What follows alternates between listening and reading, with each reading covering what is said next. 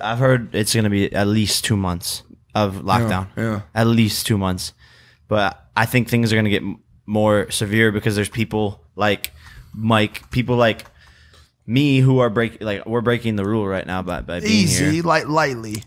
Just like, I mean, you've been pretty good too, though. I mean, I stepped out for an hour, and like I said, don't advise it for anybody to do it. But for the most part, I haven't left the house in it's been a couple weeks now. Well, also, I will say we're not breaking the rule because podcasts are exempt from the absolutely essential travel. Jake's right. I mean, you should completely avoid it. Legally, we're not breaking the law, but to his point, you shouldn't be going out and hanging out in gatherings of any kind. I think the big risk is going out in public places. Yeah. People you don't know, people that could have been exposed. Yeah.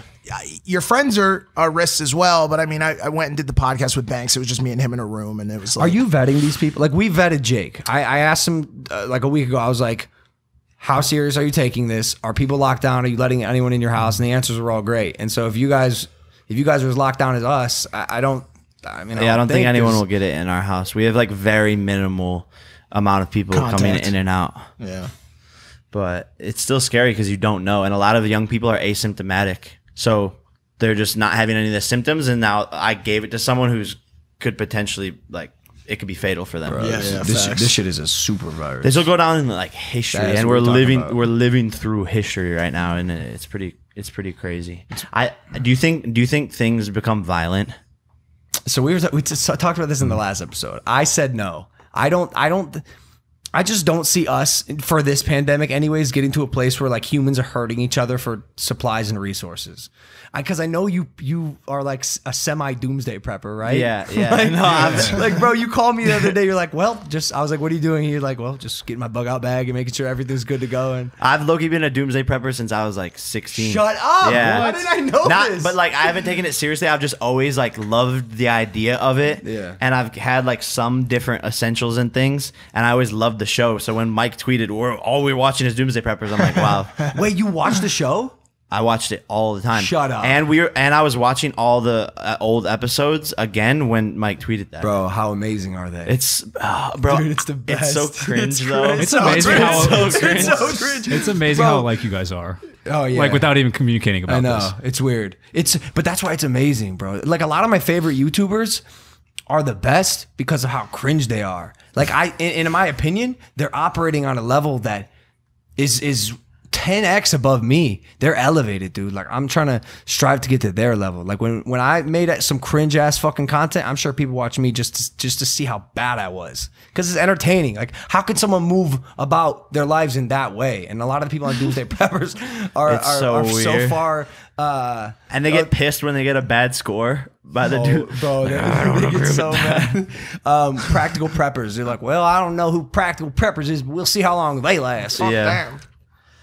But yeah, you got a bug out bag? I got a bug out bag.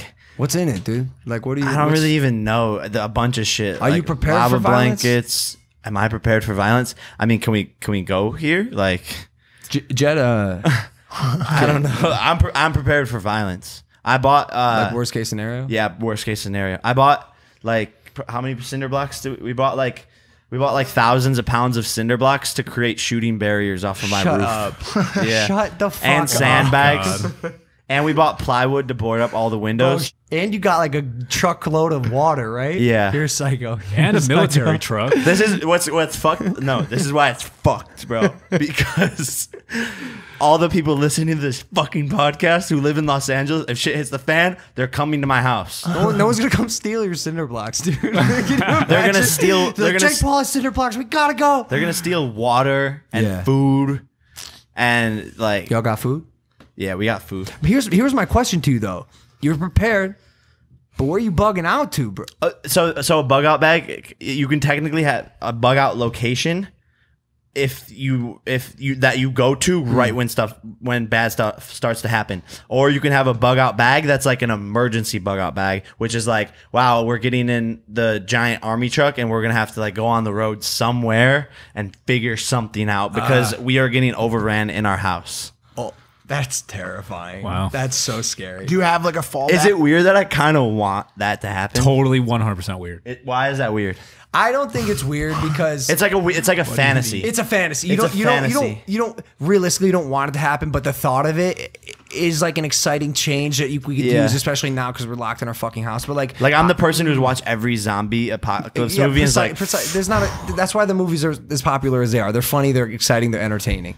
And bro, I mean, I could use a little spice in my life as long as you don't try to eat my face, you fucking zombies. I feel like you and I, especially like the way we were raised and everything with Greg, good old Greg Paul. Yeah, we're sort of built for like a worst case scenario post apocalyptic world. 100%. We're really harsh in the way we think. We're kind of like a head down, chest up, just drive, get through it, survive type mentality. Yeah. And maybe that's also why you have an affinity for this this hobby of yours. Yeah, and I think I saw a tweet the other day. It was like some girl was talking to her therapist, and the therapist was like, "How are you dealing with all this virus stuff going on?" She's like, "Is it weird that like it's not really bothering me that much?" And the therapist goes, "No, because you were actually raised in chaos." You brought me toilet paper today. That was very nice of you. It's designer Toilet paper. In times when toilet paper is sparse and Valuable. high in demand, I'd expect nothing less from you, Jake Paul. That's a big flex right there.